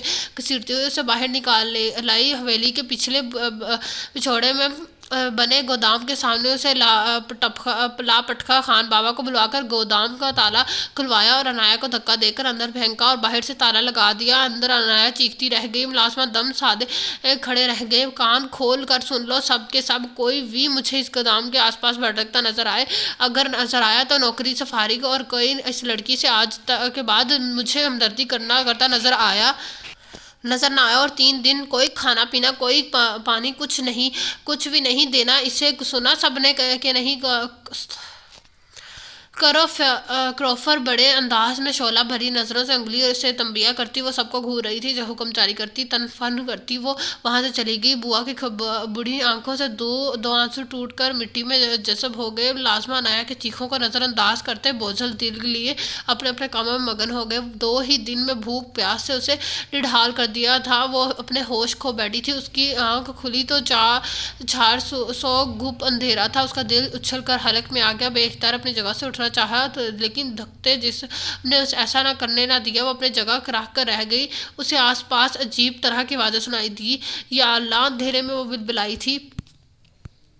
وہ 2 کالی راتیں اس نے روتے ہوئے اذیت میں کاٹی تھی. صبح ہونے کا احساس تب ہوا جب کمرے کے واحد روشن دان سے روشنی اندر جھانکا. تب اس نے سوجی ہوئی آنکھوں سے اپنے دائیں بائیں دیکھا. آس پاس بڑے بڑے چوہوں کو دیکھ کر اس کا دل اچھل کر حلق میں آ گیا. کوئی ہے! خود کو گھسیٹتی ہوئی وہ دروازے کے قریب لائی. بے تحاشا دروازہ بجاتے ہوئے وہ آوازیں دینے لگی، مگر کوئی ہوتا تو سنتا نہ. وہ نڈھال سی وہیں گر گئی. جانے کون سا ٹائم تھا جب باہر کھٹکا ہوا تھا، مگر وہ بے سود پڑی رہی. ہمت ختم ہو چکی تھی. سکینہ بیگم دھپ دھپ کرتی اندر آئی تھی. پلیز مجھ پہ رحم کرو، مجھے 2 گھٹ پانی دے دو. سکینہ بیگم کے پاؤں پہ ہاتھ رکھتی وہ سسک اٹھی تھی. ساتھ ہی آئی بوا نے کرب سے آنکھیں موندی تھی. سکینہ بیگم اب نے جناتی کہا لگایا، ہا ہا ہا! ابھی کہاں؟ ابھی تو تمہاری اکڑ ختم کرنی ہے. میرے شوہر پر حق جمانے آئی تھی تو دیکھ تیرا حال کیا کر دیا. میری یہی سزا ہے تیری. اسی گودام میں سر مرے گی. تو یہ چوہے دیکھ رہی ہے نا، میں تیری بوٹی بوٹی نوز کھائیں گے. کسی کو پتہ نہیں چلے گا، مگر ملک کو کہوں گی بھاگ گئی تو اپنے یار کے ساتھ. ہاں ہاں. سکینہ بیگم اونچے کہے لگانے لگی. پلیز رحم کرو. دیکھو میں نے کیا بگاڑا ہے تمہارا. وہ شدت سے رو دی. اسے روتے دیکھ کر وہ بواسطگی سے باہر نکل گئی. انہوں نے چوری سارم مالک سے رابطہ کرنے کی کوشش کی تھی، مگر رابطہ نہ ہو سکا. اندر سکینہ بیگم کسی بات سے بھڑک اٹھی تھی. اب زور سے ان کی چلانے کی آوازیں آ رہی تھی. اگلا منظر ان کے لیے روح ہلا دینے والا تھا. سکینہ بیگم وہاں موجود گیلن اٹھا کر پیٹرول چھڑک رہی تھی. اگلے ہی لمحے انہوں نے کمرے سے باہر نکل کر کنڈی لگا دی اور کمرے کی دیوار پہ بنے ایک سوراخ سے لیٹر جلا کر اندر پھینک دیا. اندر سے عنایا کی چیخیں کی آواز آنے لگی. رحم بی بی، رحم کرو، اتنا ظلم نہ کرو. بوا تڑپ کر آگے بڑھی تھی. کنڈی کھولنے کی ہاتھ بڑھایا، مگر سکینہ بیگم نے کلائی تھام لی. اللہ سے ڈرو بی بی، بد دعا سے بچو. اس کی بوا کی بڑھی آنکھیں برس اٹھی. سکینہ بیگم نے غصے سے چھنکارتی نظروں سے اسے انہیں دیکھا اور بازو سے گھسیٹتی ہوئی وہاں سے لے گئی. وہ 2 دن سے اسلام آباد تھا. آنا تو اسے اسی دن واپس تھا، مگر کام ختم ہوتے ہی اس کی ملاقات بہت عرصے بعد چند یونیورسٹی فیلو سے ہو گئی تھی. اسے روکنا پڑا. 2 دن ٹھہر کر وہ اسے واپس شہر آنا تھا، مگر نہ جانے دل میں کیا سمائی کا رخ گاؤں کی جانب موڑ لیا. جب کار حویلی کی گیٹ پہ رکی تب شام دھیرے دھیرے سرک اٹھی تھی. کار کا دروازہ بند کرتے ہوئے اس نے مالی کاکا کو اپنی طرف آتے دیکھا. سلام چھوٹے مالک. وعلیکم السلام. کیسے ہے کاکا؟ خوش دلی سے جواب دیتا وہ کار لاک کر کے چابیاں چینز میں جیب میں ڈالتا بولا، الحمدللہ کرم ہے مولا کا. مالی کاکا احترام سے بولے. باقی سب خیریت ہے نا حویلی میں؟ مسکراتے ہوئے مالی کاکا کو دیکھا تو وہ سر اس بات میں ہلا گئے۔ ارے یہ حویلی کی بیگ سے دھواں کیسے نکل رہا ہے؟ بات کرتے کرتے اچانک اس کی نظر اٹھی تو چونک اٹھا۔ پتہ نہیں مالک اس طرف گودام تھا نا، کہیں آگ تو نہیں لگ گئی؟ مالک کاکا تیزی سے بولے تھے۔ ان کی بات ختم ہوتے ہی وہ اس سمت دوڑا۔ گودام میں واقعی آگ لگ گئی تھی، مگر جانی پہچانی آواز، چیخیں، سسکاریاں، مدد کے لیے چلاتی عنایا لمحے بھر کے لیے اس کے قدم ساکت ہوئے۔ اگلے ہی پل وہ بھاگتا ہوا آگے بڑھا، دروازے سے لگی چٹکی کھول دی اور اندر دھواں بھرا، ہر طرف آگ ہی آگ تھا۔ نہ جانے وہ کہاں سے اس کی آواز اب قدرے کم ہو گئی تھی، پتہ نہیں وہ کب سے چلا رہی تھی۔ کہیں دور سے اس کی کھانسنے کی آواز سنائی دی۔ صاحب اندر مت جاؤ، مالک کا گھبرا گئے اسے اندر جانے کے لیے، پر تولتے دیکھ کر بے ساختہ بولے، کاکا عنایا اندر ہے، آپ کسی کو بلوائیں، پانی لائیں، آگ پہ قابو پانا ہے۔ وہ تیزی سے بولا اور اندر کی جانب بڑھا۔ آگ نے اپنی اناج کی بوریوں کو ہی پکڑا تھا، جس کی وجہ سے کمرے میں دھواں بڑھا تھا۔ غور سے دیکھنے پر وہ اسے ایک بوری کے قریب بے سود پڑی مل گئی، اس کے دوپٹے کو پکڑ چکی تھی۔ آگ اس کے دوپٹے کو پکڑ چکی، بھاگتا ہوا اس کے قریب آیا، دوپٹے کو کھینچ کر اس سے الگ کیا، جھک کر اسے اٹھایا اور باہر کی طرف لپکا۔ مالک کاکا ملازموں کو ساتھ لگائے پائپ لگا کر آگ کی طرف لپکے، اسے عنایا کو اٹھائے باہر آتے دیکھ کر مالک کاکا ان کی جانب چلے آئے۔ صاحب بی بی کی طبیعت بہت خراب لگ رہی ہے، آپ انہیں ہاسپٹل لے جائیں۔ سارم نے عنایا کو لان کی گھاس پہ لٹایا اور زخمی نظروں سے مالک کو کاکا کو دیکھا۔ یہ یہاں تک کیسے پہنچی کاکا؟ مالک کاکا کو سر جھکا لیا۔ میں کچھ نہیں جانتا چھوٹے مالک، رفیع میں سر ہلایا۔ مالک کاکا میری طرف دیکھے، سارم نے تسلی سے بولا، سرکار چھوٹی بیبی بہت ظلم کرتی ہیں، اپنا جی نہیں لگتا یہاں اب۔ چھوٹے مالک کاکا بے اختیار بچوں کی طرح رو دیے۔ سکینہ بیگم سارم بے اختیار ساکت ہوا۔ مالک کاکا کا سر بات میں ہلنے لگا۔ چھوٹے مالک کے پانی پلائیں بی بی جی کو۔ ایک ملازمہ بھاگتا ہوا پانی لے آیا۔ سارم نے عنایا کے ماری منہ پہ پانی چھڑکا کر وہ کھانستے ہوئے ہوش میں آنے لگی۔ عنایا، سارم نے جھک کر ہولے سے اسے پکارا، مگر وہ شاید ٹھیک طرح ہوش میں نہ آئی تھی۔ ہونٹ آہستہ آہستہ ہل رہے تھے۔ سارم نے اسے اٹھایا اور تیزی سے اندر کی جانب بڑھا اور لانچ میں قدم رکھتے ہی اس کی نظریں بیجی اور سکینہ پر پڑی۔ فریدہ بوا ان کے قدموں میں بیٹھی تھی۔ اندر آتے سارم کو دیکھ کر تینوں چونکی۔ بیجی سکینہ کے چہرے کی رنگت اڑ گئی، جبکہ بوا سارم کو دیکھ کر تیزی سے اس کی طرف بڑھی۔ شکریہ چھوٹے مالک، آپ موقع پہ آ گئے۔ بوا اس کے قریب آتے ہی بولی۔ سارم نے بوا کی بات نظر انداز کر کے سکینہ بیگم کو دیکھا۔ دعا کرو سکینہ بیگم، اسے کچھ نہ ہو، اگر کچھ ہوا نہ تو قسم سے جان سے مار دوں گا تمہیں۔ غصے سے پھنکارتے ہوئے وہ اسے لیے وینا کے کمرے میں چلا گیا۔ آیا پیچھے بوا بھی چلی آئی۔ بوا، آپ اسے گرم پانی کی چٹیاں صاف کر رہے، میں تب تک ڈاکٹر میں کال کرتا ہوں۔ بوا، آپ اس کی گرم پانی سے چوٹیاں صاف کریں، میں تب تک ڈاکٹر کا کال کرتا ہوں۔ اسے بیڈ پہ لٹا کر کمبل اوڑھتے ہوئے وہ بولا، سارم بیٹا، بہت برا کیا آپ نے، بہت برا کیا۔ اگر نکاح کیا ہے تو کم از کم نکاح کی لاز بھی رکھ لے۔ تو وہ اس کے زخم صاف کرتے ہوئے سسک اٹھی۔ سارم نے ہونٹ پھینچ کر انہیں دیکھا۔ بوا نے شروع دن سے لے کر آج تک کی ہر بات سارم کی خوش گزار کر دی۔ وہ ساکت بیٹھا سنتا رہا۔ بوا سسکتی رہی، بس بیٹا، بہت ہو گیا، اب اپنا گزارا نہیں۔ یہاں ظلم سہنے والا، ظلم کرنے والا، ظلم دیکھ کر بھی چپ رہنے والا بھی گنہگار ہے۔ ہم بٹیا کے لیے کچھ نہ کچھ کر سکے، بہت کوشش کی، نہیں فون کرے، مگر تمہیں فون کرے لیکن تمہارا فون بند تھا۔ تم سے گزارش ہے اپنے ساتھ لے جاؤ، تمہیں نہیں تو چپ چاپ طلاق دے کر فارغ کر دو۔ وہ کتنی ہی دیر دل کی بھڑاس اسے نکالتی رہی اور سن بیٹھا، اسے دیکھتا رہا تھا۔ 3 دن سے مسلسل وہ اس کے ساتھ تھا۔ وہ ٹھیک طرح سے ہوش میں آتی بھی تھی اور چیخ چلانا شروع کر دیتی تھی، بچاؤ بچاؤ، آگ، اماں، لالا، کوئی تو بچاؤ، وہ مجھے مار دے گی۔ ہوش میں آتے ہی اس کی زبان پہ یہ الفاظ ہوتے۔ سارم ڈسٹرب ہو کے رہ گیا۔ شہر سے بابا جان کو بھی بلوا لیا انہوں نے، آتے ساتھ ہی بیجی اور سکینہ کو وہ سنائی تھی کہ دونوں سٹپٹا کر جس پر سٹپٹا کے بیچی کو تو غیر کچھ زیادتی کا احساس ہوا، مگر سکینہ بیگم اب بھی جھکنے کا تیار نہ تھی۔ انہیں تو یہی فکر تھا کہ 3 دن سے سارم گھر تھا مگر کمرے میں نہ آیا تھا، مسلسل عنایا کے ساتھ تھا۔ بیجی 2-4 چکر اس کے کمرے میں لگا چکی تھی، بیچاری کے ساتھ کچھ زیادہ ہی کر دیا۔ سکینہ بڑبڑاتی ہوئی بیجی اور سکینہ کو آگ لگ جاتی تھی۔ بیجی ہاتھوں سے نکلتی دکھائی دیتی تھی۔ چار اور تیری بیٹی، جا اور تیری بیٹی کی قاتل کی بہن ہے تو یہ مت بھولا ہے۔ اور بیجی گہری سوچ میں ڈوب جاتی، مگر ضرب برابر کچوں کے لگاتا۔ رات کو وہ کتاب پڑھتے پڑھتے یوں ہی کرسی میں سو گیا جب اچانک عنایا کی زوردار چیخ نے اسے ہڑبڑا کر سیدھا کیا۔ بیڈ پر بیٹھی لمبے لمبے سانس لے رہی تھی، وہ تیزی سے اٹھ کر اس کے قریب چلایا۔ عنایا کیا ہوا؟ وہ ہولے سے اس کا بازو پکڑ کر، مگر وہ ڈر سے بازو چھڑوا کر بیڈ کی دوسری طرف کھسکی۔ مجھے مت مارنا پلیز، مت مارنا۔ آنکھوں سے بے تحاشا آنسو بہہ رہے تھے۔ عنایا دیکھو، ڈرو نہیں۔ وہ پھر اس کے قریب آیا۔ نہیں پلیز بچاؤ، آگ کوئی تو بچاؤ لالا۔ وہ مکمل اٹھا کر تیزی سے بیڈ سے اتر۔ سارم نے اتنی ہی تیزی سے اسے پکار لیا۔ عنایا ہوش میں آؤ، اسے جھٹکا دیا۔ کچھ بھی نہیں ہے، تم کمرے میں ہو میرے پاس، دیکھو کہیں بھی نہیں ہے آگ۔ کہاں دیکھا تم نے؟ کہاں؟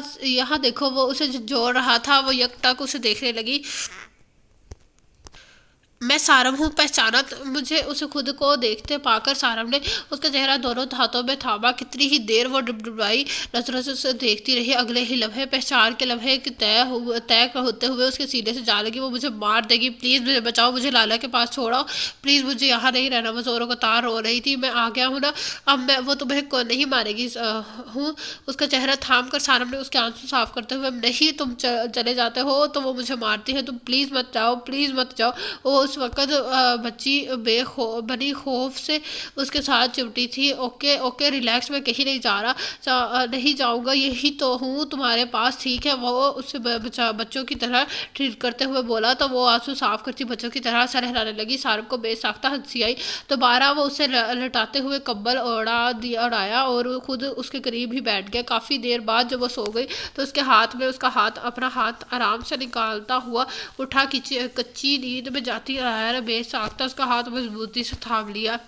مجھے چھوڑ کر جا رہے ہو؟ نیند میں ڈوبی سرخ خوفزدہ آنکھیں لیے وہ اسے پوچھ رہی تھی۔ نہ جانے کیسا ڈر تھا۔ بالکل بھی نہیں، میں تمہیں کیوں چھوڑ کر جاؤں گا، میں تمہارے پاس ہوں، تم سو جاؤ۔ وہ اسے دلاسا دیتے ہوئے اس کے پاس بیٹھنے کے بجائے اس کے پہلو میں جگہ بنا کر لیٹ گیا۔ عنایا نے اس کے ہاتھ کی انگلیوں میں اپنی انگلیاں پھنساتے ہوئے اس کا ہاتھ مضبوطی سے تھام کر آنکھیں موند لی تھی، گویا اب وہ پرسکون تھی مگر سارم کو بے سکون کر چکی تھی۔ اس کی گہری نیند میں جاتے ہی وہ آہستگی سے اٹھنے لگا، مگر وہ شاید نیند میں کسمس آئی تھی۔ وہ دوبارہ لیٹ گیا۔ عنایا کا سر اب اس کے بازو پہ آن پڑا تھا۔ کتنی ہی دیر وہ دل کی ضبط کرتا رہا، اس کے چہرے کو دیکھتا رہا، مگر اگلے ہی پل وہ کروٹ بدلے سے اپنی آغوش میں لے چکا تھا۔ پورا ویک سارم اور بوا کی دیکھ بھال، سارم کی محبت، پل پل کا ساتھ، وہ 2 ہفتے کے اندر بھلی چنگی ہو گئی تھی۔ اور یہ پورا ویک سکینہ بیگم نے جیسے کانٹوں کے پے تڑپتے سے لگتے گزارا تھا۔ پورا ہفتہ وہ عنایا کے پاس سے 1 منٹ کے لیے نہ اٹھا تھا۔ تینوں ٹائم کا کھانا بوا روم میں ہی دے جاتی تھی۔ بابا جان اور بیجی بھی کتنی بار اس کا احوال پوچھنے اس کے روم آئی تھے۔ صبح اس کی آنکھ کھلی تو شاید فجر گزرے کافی ٹائم ہو گیا تھا۔ بائیں طرف پرسکون سا سارم گہری نیند میں سو رہا تھا، ایک ہاتھ گال کے نیچے، دوسرا عنایا کے کمر کے گرد لپیٹا تھا۔ کتنی ہی دیر اسے دیکھتے رہنے کے بعد وہ آہستگی سے اس کا بازو ہٹائے بیڈ سے اتر آئی۔ واش روم سے نکل کر جب وہ باہر آئی تو جلدی وضو کر کے قضا نماز ادا کی۔ ایک نظر سارم کو دیکھا، وہ کروٹ کے بل سو رہا تھا اور وہ آہستگی سے دروازہ بند کرتی کمرے سے باہر نکل آئی۔ سیڑھیاں اتر کر نیچے جاتے وہ ایک دم ٹھٹک کے رہ گئی۔ آخر سیڑھی پہ سکینہ بیگم کھڑی اسے قہر آلودہ نظروں سے گھور رہی تھی۔ ان کی نظریں اس کے کمرے پہ پچھلے آبشار پہ تھیں جس کی پانی کی بوندیں ابھی تک ٹپک۔ وہ تھوک نگلتی آگے آئی اور آہستگی سے سلام کرتی اس کے پاس سے گزرنے لگی جب اچانک سکینہ بیگم نے اس کے بالوں کو اپنی مٹھی میں جکڑ لیا۔ عنایا کے منہ سے بے اختیار چیخ نکلی تھی۔ نیند میں کروٹ لیتے سارم کی آنکھ پٹ سے کھلی تو بستر خالی دیکھ کر नींद में करवट लेते सारिम की आंखें पट से खुली थी। बिस्तर खाली देखकर अगले ही पल कंबल उतार के फेंकता वो बाहर की जानब दौड़ा। सीढ़ियों के दहाने के आगे उसे बेसाख्ता ठिठक के रुकना पड़ा। कमीनी बेगैरत सलील लो, तो मेरे शोहर के छीनने आई है। मैं तुझे मार न दूँ बदजात औरत। इस दिन तो बच गई मगर आज बच गई, मार दूंगी। मैं तुझे जान से मार दूंगी। सकीना बेगम मजबूती से उसके बालों को जकड़े बेतरपे से उसे उसके चेहरे को थप्पड़ों से सुरख करती जा रही थी। सारिम तेजी से आगे बढ़ा, सकीना बेगम को धक्का देकर उसे दर्द दूर किया और अनाया को अपने पीछे छुपा लिया था। बाबा जान और बीजी भी अपने रूम से शोहर के से शोर की आवाज़ सुनकर भागे आए। क्या हो रहा है ये? बाबा जान गरजे थे जबकि सारम गुस्से से सकीना बेगम को घूर रहा था। पागल हो गई है ये औरत बाबा जान, दिमाग ख़राब हो गया इसका। हाँ हो गया है दिमाग ख़राब मेरा, इसका पूछो चाचा। पूरे हफ्ते ये क्या रंग रलियाँ बना रहा है और चुप चुप के इसको समझा खानदानी बीवी मैं हूँ उसकी। इसको समझा खानदानी बीवी मैं हूँ उसकी। ये वनी में आई है। अगर क्या बकवास है सकीना, तेरे को गैरत नहीं आई चाचे के सामने ऐसी बात करते? सकीना बेगम जो तन के बाबा जान के सामने जा खड़ी हुई थी उसकी बात काटती हुई बेजी गुस्से से बोली, क्यों गैरत आए मेरे? हाँ बोल चाची। गैरत उससे आनी चाहिए ना। बेगैरत और बना एक हफ्ते से उसके चरणों में बैठा है। मैं कह रही हूँ अब अगर चट्टाख सारिम का पड़ने वाला थप्पड़ इतना जोरदार था कि सकीना बेगम अगले ही लम्हे बेयकीनी से उसे देख रही थी। ये वही सारिम था जो हर वक्त उसके आगे झुका रहता था, जिसके मुंह से आप जनाब के अलावा कभी बात ना निकली थी। हमेशा उसकी मानता था आया था। आज वही सारिम उसी ने हाथ उठाया था। तूने मुझे मारा इस कमीने के लिए, इसी डाइन के लिए मुझे मारा। वो चीखती चलाती सारब को धक्का देती, फिर लड़ाई की तरफ लपकी थी मगर सारब ने उस रास्ते में ही सकीना बेगम के बाजू को मजबूती से जकड़ लिया। हाँ मारा है मैंने, अगर अब तुमने बकवास की तो गदी से जुबान भी खींच लूंगा। झटके से खुद से दूर करते हुए गुस्से से बोला, देखा चाची तू भी देख ले चचा, आज फैसला होकर रहेगा। आज मैं अपने बाबा और भाइयों को अपनी अभी बुलाती हूँ। आज या ये कातिल इस घर में रहेगी या मैं, बस फैसला होगा। सकीना बेगम बाबा जान और बेजी को मुखातिब करके अनाया को घूरते हुए धप धप करती फ़ोन करने अंदर बढ़ गई। सारम सर पकड़कर वहीं सोफे पर बैठ गया। बाबा जान और बेजी सर झुकाए बैठे थे। अनाया ने जबदबाई नज़रों से सबको देखा और खुद को घसीटती हुई बाबा जान के कदमों में जा बैठी। बाबा जान ने सर उठा के बेसाख्ता से देखा जो सर झुकाए दोनों हाथ बांधे उनके आगे बैठी थी। मैं कातिल नहीं हूँ बाबा जान, ना ही कातिल मेरा भाई है, भाई ने किया, ना ही कातिल मेरे भाई ने किया है। ये गलती मेरे भाई से ज़रूर हुई थी कि उसने आपकी बेटी से मोहब्बत की, बस इससे कुटी। हाँ ये ज़रूर मैं चाहती हूँ कि कातिल कौन है। सारम कल ने झटके से सर उठाकर बेयकीनी से देखा। उस घर का एक मुलाजिम चाहता है कातिल कौन है पता नहीं। आपकी बेजी और सारम की आंखों पे पट्टी कैसे बंधी है। उसी टाइम सकीना बेगम दोबारा वापस आई थी मगर ठटक कर रह गई। मैंने बहुत दफ़ा आपको बताने की कोशिश की मगर सकीना बेगम ने कभी आपका सामना नहीं होने दिया। मरते वक्त वीना ने आखिरी खत लिखा था, उसमें उसने बताया था कि कातिल कौन है, बस इसकी कौन है। वो सारे में एकदम उठकर करीब आया था। क्या बकवास कर रही है, झूठ बोल रही है वो ये कमीनी औरत। सकीना बेगम जैसे होश में आई थी, मैं झूठ नहीं बोलती, वो चीखी, मैं झूठ बोल रही हूँ। मैं तो क्या, वीना का खत झूठ बोलेगा? उस घर के मुलाजिम जिनके मुँह आपके खौफ ने बंद कर रखे हैं वो झूठ बोलेगा? नहीं तो आप बाबा जान वीना के इस वो दोस्त को बुलवा लें, सना नाम था उसका, उसी ने खत लाला को तक पहुंचाया था। सकीना बेगम की खौफ से रंगत उड़ गई। सारम आप लाला को बुलवा लें, उनके पास अभी भी वीना का खत मौजूद है। वो तेजी से सारम को तरफ लपकी, झूठ मत बोल, वो कातिल उधर नहीं आएगा। गाँव के में दाखिल होने से पहले ही मैं उसे ख़त्म कर दूंगी। सकीना बेगम जोर से चीखी, तुम खामोश रहो सकीना। सारम तुम शाहमीर को फ़ोन लगाओ, आज वाकई फैसला हो जाना चाहिए। बाबा जाना ने सकीना को टोका और सारम से बोला। वो सर हिलाता फ़ोन स्टैंड की तरफ बढ़ गया। लाउंज में मौत की सन्नाटा जैसी खामोशी थी से ज़्यादा तायाजान भड़क कर अब खामोशी उठ बैठे थे। उसी पल शाहमीर लाला ने लाउंज में कदम रखा। नाया तेज़ी से भागकर उनके सीने से जा लगी। कितनी ही देर वो उसका सर थपथपाता रहा। उसकी जुर्रत कैसे हुई यहाँ तक आने की? तायाजान भड़क उठे। अनाया ने लाला तक لالہ سے خط کا خط لیا، سارم کے حوالے کیا۔ جوں جوں وہ پڑھتا گیا اس کی چہرے کی رنگت بدل گئی، اسے ڈبڈبائی نظریں سے شاہ میر لالہ کو دیکھا تھا۔ یونیورسٹی فیلو ہونے کے باوجود اس نے آج تک یہ سچ اس سے چھپائے رکھا۔ آہستہ آہستہ سب کے ہاتھوں سے ہوتا ہوا جب خط شجاعت کے ہاتھ آیا تھا، سارے کمینے یہ ساری بکواس اس خود سے لکھ کر تو کیا سمجھتا ہے ہم تیری بات مان جائیں گے؟ وہ تیزی سے اٹھ کر شاہ میر کی طرف بڑھ رہا تھا جب تیزی سے سارم اس کے راستے میں آ گیا۔ چپ چاپ کھڑے رہو ورنہ اپنے پیروں پہ گھر واپس نہ جا سکو گے۔ سارم کی آواز میں نہ جانے کیا تھا۔ شجاعت نے بے ساختہ 2 قدم پیچھے ہوا تھا۔ اور تم سکینہ بیگم، رخ سکینہ کی طرف مڑا۔ فیصلہ چاہتی تھی نا تم؟ جاؤ آج سارے ملک اپنے پورے ہوش و حواس میں تمہیں طلاق دیتا ہوں۔ نہیں، سکینہ بیگم تڑپ کے آگے بڑھی مگر سارم نے دھکا دے کر اسے خود سے دور کیا۔ طلاق دیتا ہوں، طلاق دیتا ہوں، اور تایا جان آپ اپنی بوڑھی طلاق یافتہ بیٹی کو سنبھال لیں اور انشاءاللہ میرا رب میری بہن کا انصاف خود کرے گا۔ اور پھر پورے گاؤں نے دیکھا تھا ساجد ملک کے دونوں بیٹے ایک ہی لڑکی کے چکر میں ایک دوسرے کے دشمن بن بیٹھے تھے، اور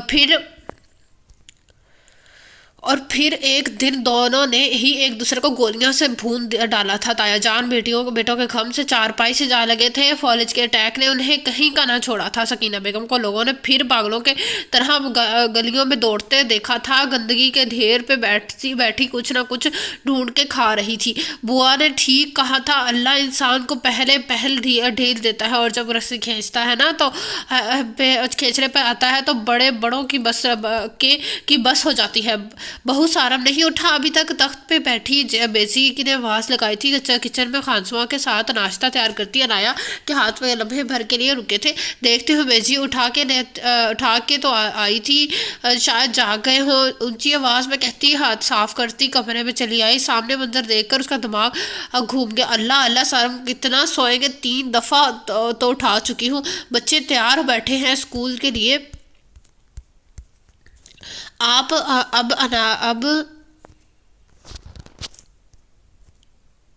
اب نہ اٹھے تو شوفر کے ساتھ بھیج دوں گی، انہیں سنا کے نہیں۔ سارم کے منہ سے کمبل کھینچتے ہوئے وہ زور سے بولی، جو اب ندار رد الٹا وہ کروٹ بدل کے دوبارہ سو گیا۔ اف اللہ، میں کدھر جاؤں؟ اٹھ جائیں، سارم آفس سے لیٹ ہو جائے گا۔ زور سے کندھا ہلایا مگر وہ بے سود رہا۔ ایسا نہیں اٹھے گا۔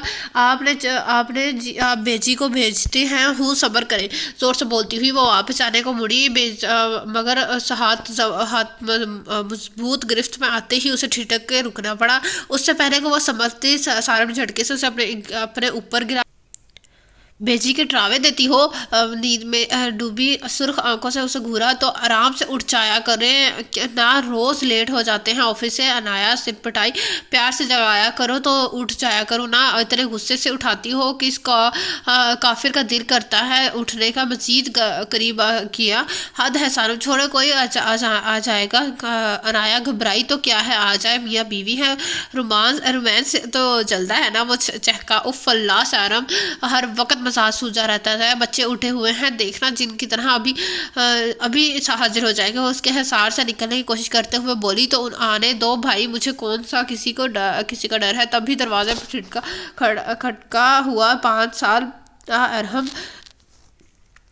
ارحم نے دونوں ہاتھ آنکھوں پہ رکھے ہوئے اندر جھانکا۔ پاپا میں اندر آ جاؤں؟ چہرے پہ معصومیت لی وہ پوچھ رہا تھا۔ عنایا تیزی سے اس کے لگ ہوئی جبکہ شرمندہ سا سارم سر پہ ہاتھ پھیر کر رہ گیا۔ آ جاؤ بیٹا۔ عنایا جلدی سے اٹھ کے اس کے قریب آئی۔ سچی مچی پاپا، میں نے کچھ بھی نہیں دیکھا، اب میں آنکھوں سے ہاتھ ہٹا دوں نا؟ سارم کی تو گویا چھکے چھوٹے تھے جبکہ عنایا نے گھور کے سارم کو دیکھا تھا۔ ہاں بیٹا، کر لو نیچے، اب کیا ہے دیکھنے کو؟ آخری لفظ منہ میں بڑبڑائے۔ پاپا، دادو کہہ رہی ہیں میں جلدی آ جائیں، ناشتہ ریڈی ہے۔ آنکھوں سے ہاتھ ہٹاتا ہوا وہ چھپاک سے باہر نکل گیا۔ ادھر آؤ۔ ارحم کے باہر نکلتے ہی خود کو کھوتی عنایا کو اشارہ کیا۔ اب بیجی کو بھیجتی ہوں، ایسے نہیں اٹھیں گے آپ، غصے سے بولتی وہ باہر نکل گئی۔ اور تیری کمبل پرے پھینکتے ہوا وہ واش روم میں جا گھسا۔ سارم اٹھ کر گیا۔ کیا؟ عنایا کو باہر آتے دیکھ کر بابا جان نے پوچھا۔ 4 سالہ نیہا ان کی گود میں چڑھی بیٹھی تھی۔ جی بابا جان، میں ناشتہ لگواتی ہوں۔ لگواتی ہوں، آپ آ جائیں، تب تک سارم بھی آ جائیں گی، کہتی ہوئی وہ کچن میں جہاں گھسی، اور واقعی جب ناشتہ ٹیبل پہ لگا تب تک سارم بھی آ چکے تھے۔ السلام علیکم بابا جان، بیجی دونوں کو مشترکہ سلام کرتے اس کرسی کھینچ کر بیٹھ گیا۔ آج ماما پاپا کے ساتھ ناشتہ کروں گی۔ نیہا باپ کو دیکھ کر اس کی گود میں جہاں گھسی تھی۔ نیہا بری بات، پاپا کو آرام سے ناشتہ کرنے دے، آئے میں آپ کو ناشتہ کرواؤں۔ انایا نے اسے سارم کی گود سے لینا چاہا، وہ مزید باپ سے چمٹ گئی۔ نہیں پاپا کے ساتھ کرنا ہے۔ اچھا یار رہنے دو، آج ہم اپنی پیاری بیٹی آج ہم باپ بیٹی مل کر ناشتہ کریں گے۔ سارم نے چٹا چٹ اس کے پھولے پھولے گال چومے۔ سارم یہ کپڑے خراب کر دے گی آپ کے۔ انایا نے خفکی سے اسے گھورا۔ کوئی بات نہیں یار، تم بھی بیٹھ کے ناشتہ کرو۔ سارم نے ہاتھ سے پکڑ کر ساتھ والی کرسی پہ بٹھایا۔ بابا جان اور بیجی مسکراتے ہوئے ناشتہ کرتے باپ بیٹی کے لاڈ دیکھتے رہے۔ پاپا کل ہم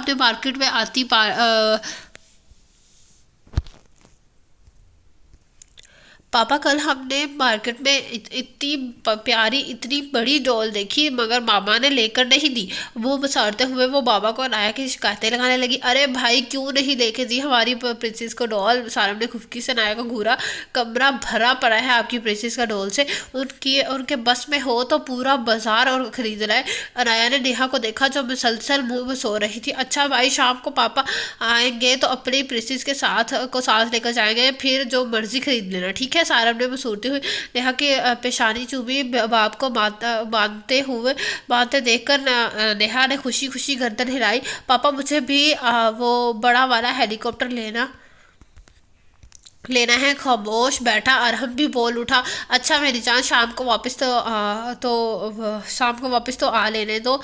سارا مسکراتے ہوئے بولا۔ چلو اٹھو جلدی کرو، اسکول سے دیر ہو رہی ہے۔ انایا نے جلدی دونوں بچوں کو اٹھایا، بچوں کے بیگ اور ٹفن ملازم کے ہاتھ گاڑی میں رکھوایا، اور دونوں بچوں نے جھک کر دادا دادی کی پیشانی چومی۔ یہ عادت دونوں نے اپنے ماں باپ سے ہی لی تھی۔ پھر ماں کے گلے لگ کر ماں کی پیشانی چومی، آگے پیچھے بھاگتے باہر نکل گئے۔ انایا سارم کا بریف کیس تھامے انہیں چھوڑنے کار تک آئی، بچوں کو آگے بٹھا کر بریف کیس پیچھے سیٹ پر رکھا۔ انایا یہ بند کرنا یا بند نہیں ہو رہا؟ سارم کی آواز پہ متوجہ ہوتی وہ اس کے قریب آئی تھی، خفگی سے اسے گھورا اور آگے بڑھ کر اس کا کلائی کا بٹن بند کرنے لگی۔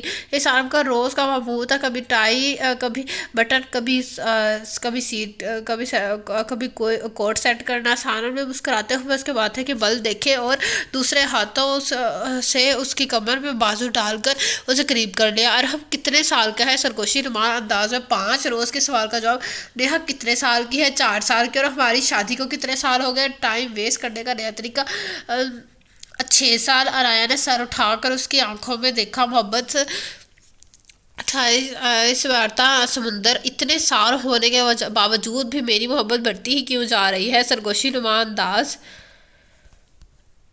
ایسے ماحول میں وہ آس پاس کے ماحول سے کٹ جاتا تھا۔ ہر جگہ کو بیڈ روم مت بنا دیا کرو سارم، بچے دیکھ رہے ہیں۔ خفکی سے ڈانٹتے ہوئے وہ ایک نظر بچوں کو دیکھ رہے جو ڈیشنگ بورڈ پہ موجود سارم کی چیزوں میں مگن تھے۔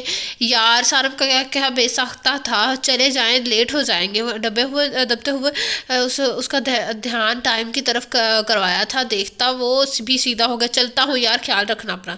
دونوں ہاتھوں سے اس کا چہرہ تھام کر عقیدت سے اس کی پیشانی چومتا ہوا نرمی سے اسے ساتھ لگا کر کار کی طرف بڑھ گیا۔ بائے ماما۔ سارم کا کار سٹارٹ کرتے دونوں بچوں نے ہاتھ ہلائے تھے، جواب میں بھی چہرے پہ مسکراہٹ لیے ہاتھ ہلاتی ان آیات کا ورد کر کے پھونکتی رہی۔ جتنی دیر کار نظر کے سامنے رہی وہ کلام میں پڑتی رہی۔ کار کے اوجل ہوتے ہی وہ اندر کی جانب چل دی، جہاں بابا جان اور بیجی اس کے انتظار میں بیٹھے تھے، اور باقی کا ٹائم انہیں بھی تو دینا تھا نا۔ تو آج کا ناول مجھے تو بہت اچھا لگا کہ اس کا اینڈ ہو گیا ہے۔ تو انشاءاللہ کل ہم، جس نے ابھی تک میرا چینل لائک یا سبسکرائب نہیں کیا وہ کائنڈلی لائک اینڈ سبسکرائب میرا channel, also press the bell icon. اور اگر آپ کو نیا ناول اچھا لگا تو کمنٹ باکس میں ضرور بتائیے گا، اور انشاءاللہ آپ لوگوں سے ملاقات ہوگی کل ایک نیو ناول کے ساتھ۔ اللہ حافظ۔